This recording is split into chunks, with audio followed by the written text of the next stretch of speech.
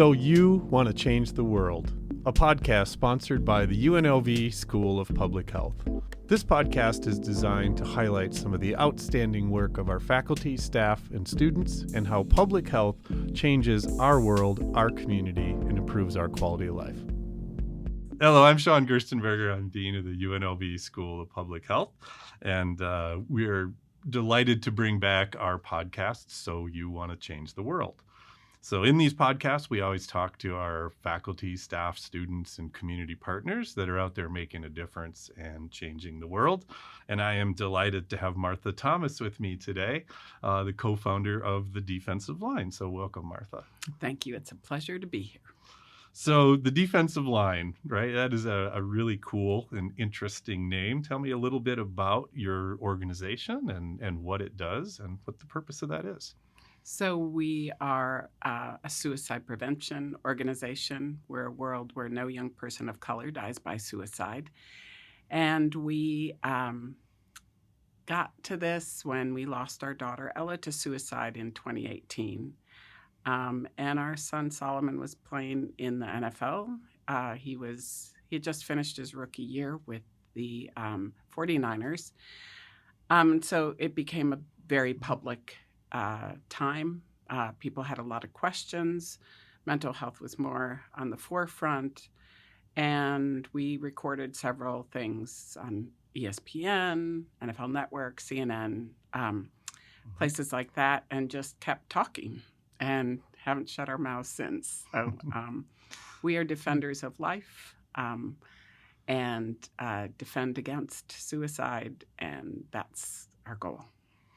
Well, I mean, that's super awesome. I know one of the problems that we have with mental health is that there's this stigma about talking about it, and that, we want everything to look like social media, right? Where the world is perfect and everybody's smiling and happy and looks great all the time. And unfortunately, that's not always true. So what are some of the things that you do in the defensive line to kind of make talking about mental health or that mental health stigma a little bit more commonplace?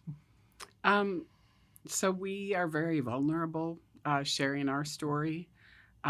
Solomon speaks very openly about his journey in mental health, and as a big defensive lineman in the NFL, he's supposed to be macho and strong, and he says being vulnerable is strong.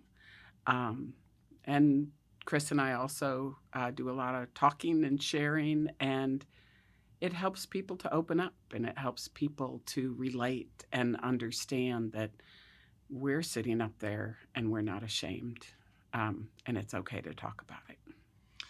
Yeah, and that's a hard thing for a lot of people, right? They don't want to admit that they're feeling a certain way. And I think with a lot of these pressures on society now, right, to perform, to be perfect, to look good, and the things we see, I think it's amplified in a lot of ways over the last few years. I can only imagine the pressures on a professional athlete to perform and to be strong, and right, it's like, well, get up or shake it off or don't do these things. Yeah. And I can imagine that Solomon is really struggled with that, right? Yeah. So, if you don't perform, then, or if you're seen as weak, are you going to be played? Are you going to make mistakes on the field? So he really, I believe, has helped to break the stigma in the NFL about receiving mental health help. He talks openly about getting therapy, using therapists. He has guys across the league that will text him and say, hey, man, I got your number. I heard you might be able to tell me how to find a therapist, or I need some help for my family. Can you recommend someone? And even in his locker room, they're like, hey, man, you got anyone that can help my wife or my kids or, whatever. So it's really powerful. Yeah. Well, one of the things I love about the defensive line is I've sat through some of your courses and learned some things. I've told you that story. And I think what you do is you empower everybody to be able to act or react, or at least know what to do. Yeah. Right. And so maybe you could talk about some of the kind of core tenets of that training that you do with athletes or with coaches or with some of the folks that are around these young people, what, because they don't know what to do, right? If somebody says, I'm thinking about hurting myself, or I'm depressed, or I have this issue, I think the common thing is people don't know what to do. And so that's the cool thing that your course really does. And it helped me a great deal. So I'd love to have you talk about that a little. So, always ask questions, right? Mm-hmm. But be able to listen. But we have our D lines for crisis intervention. Don't ignore your gut. It's that fight or flight feeling that we have inside. It's the reason why we stay alive, but we kind of push that down. So if you feel like something's off, maybe it is. Maybe you should call someone and check on them, talk to them. So that's our D. L is listen for the signs. Know what the signs are. Know that a change in behavior, good or bad, can be a sign of a mental health crisis. I is interact. Ask people directly, are you thinking of suicide? It is okay. It's proven by dozens of studies that it does not cause people to think of suicide. If someone is thinking of suicide, it can give them release and relief that someone has actually noticed that there might not be okay. N is name your concern. Say, when you're talking to someone, name, hey, Shawn, I've noticed, you haven't been to work on time lately. Is everything okay? Is there anything you want to talk about that's going on? E is evidence your concern. If a teammate, if a classmate, if someone else, ask someone else, have you noticed this? Not to gossip, but to really have basis for what you're talking to them about. And then S is create a supportive environment. So how do we all create an environment where everyone feels safe to talk about their mental health? I'm impressed you remembered all of those. That's pretty awesome, right? But they're things we can all do, right? I think that's the thing that really struck home to me when I was in your trainings and listening to you talk. And, this comes from, it's a passion project. There's no doubt about that. And it shows in your trainings. And when you leave there, you do genuinely feel empowered to be able to act in a way to help somebody. You don't have to be a mental health professional. You don't have to be trained in, psychology or psychiatry. You just have to care and you have to act. Yes. And I think that's the coolest thing about your training. And when I left, I went home and I asked my kids a lot of those questions. Are you thinking about hurting yourself? Are you thinking about committing suicide? And we had those conversations, and now we have them a lot. And it's become more commonplace. It's become normalized. I joke, when I get them in the car, they know it's coming, right? It's like, car's a great place. Yeah, how are you doing? Like, I can't get out, right? And so I stop and I say, hey, how are you doing? How are you feeling? How's your mental health? Where are you? Or is anything bothering you? Do you need to talk through things? But imagine the power of that if you just reach out to 2 or 3 people, or you recognize those signs of those that are around you. It is such a powerful thing, and creating those support systems. And I know that's part of this project, right, is to create support systems at all these different levels. And one area you work in is athletics a lot. So maybe you could talk about how you've kind of infused this into athletics. Obviously, Solomon being a football player and being a defensive lineman has created a wonderful platform that he's used really well, and you've used really well to advance that mission. So especially in sports. And I had some years of being a middle school coach. And one of the things I realized then is how much time I spent with my athletes. So a lot of them I had in class during the day. And then, if it was game day, I might be with them till 9 or 10 at night, even as 12 and 13-year-olds. And I had this opportunity to really listen to what they were talking about and check on them. And I didn't always do it, but it wasn't like anything else I had to do. But what if I had took that time and really opened up to the girls, or checked, hey, I heard what you're saying. Is everything okay? Not really adding any extra work, but adding another layer of depth to my relationship with with my athletes. And I really feel like as coaches, the trainers, um, anyone working with the athletes have this huge opportunity to spend with them. They see them on a consistent basis. They know if something isn't looking right, if it's not feeling right, and they can ask. Yeah, and I think this is one of the ways where we've kind of teamed up together, right? And we have an initiative that we work on together called our RUSH program, which is Raiders UNLV Sport and Health. And in that program, we bring in middle school girls. We teach them flag football skills. We show them there's paths to scholarships and college degrees. And that's cool, and that is awesome in itself. But then we added these other really neat components that I think other programs don't have. We talk about nutrition, we talk about exercise, and heaven forbid, right, we actually sit down and talk about mental health in those sessions. Yeah. And so the defensive line and your team and your folks have teamed up to provide those and talk to these young girls who are very influenced by their surroundings, by their social media, by their image, by comments on their social media. Mm-hmm. And maybe you can talk about some of the things you do with these young girls at the RUSH programs to kind of get them to open up and talk and figure out what's going on with them. Yeah, so we've done several different things. We've had several RUSH events so far. But one of the things is understanding that if you're a better athlete, you're better at everything if your mental health is in check. So your mental health doesn't stand alone. It's part of your whole health. But really work with the young women on how do they feel about themselves, journaling exercises. We've done love letters to themselves, yoga, laughing yoga. I saw the laughing yoga. I'm going to freely admit I thought that was crazy when you started it. And then all of a sudden it just turns, right? Yeah. And it turns into an actual thing where they're really laughing. It takes about 5 minutes of fake laughing for your brain to be tricked into really laughing. And then all the good things that run through your body are running through your body.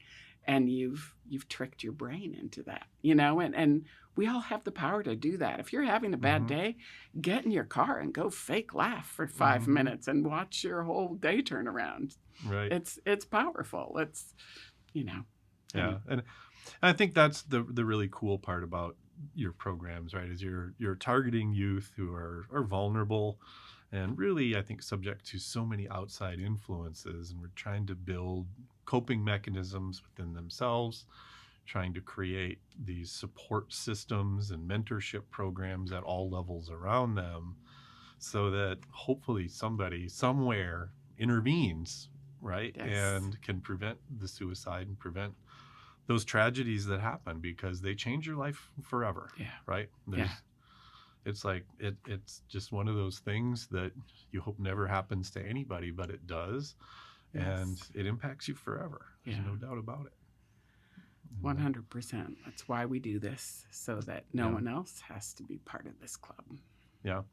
So it's, there's just so many things I love about your programs. But I think the first and foremost is just the passion that you and your husband, Chris, bring and Solomon bring to this. I know Solomon has been nominated for the Walter Payton Man of the Year for his work on mental health multiple times. Yes. And, that is the most prestigious award in the NFL, even by their own definition. Yeah.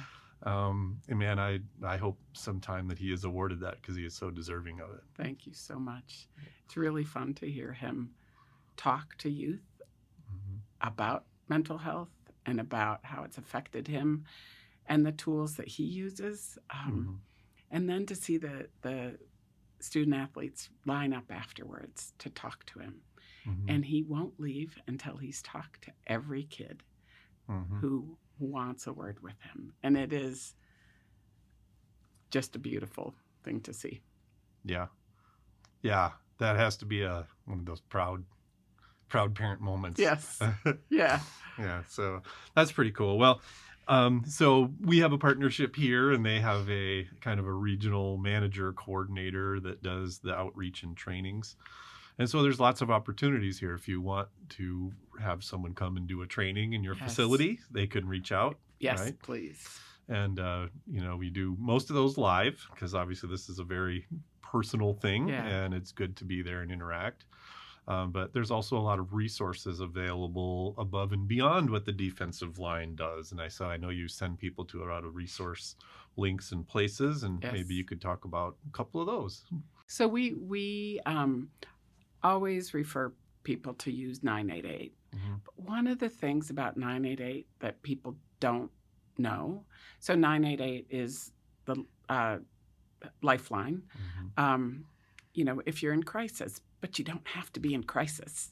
You can be concerned. I could be concerned about you, and I could call or text 988 and say, "Hey, I'm concerned about a friend. What do I do? What do I say?